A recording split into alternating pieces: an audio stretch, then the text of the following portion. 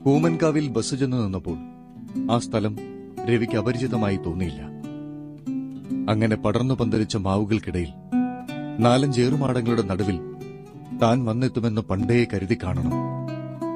വരുംവരായികളുടെ ഓർമ്മകളിൽ എവിടെയോ ആ മാവുകളുടെ ജരയും ദീനതയും കണ്ടുകണ്ട് ഹൃദിസ്ഥമായി തീർന്നതാണ്.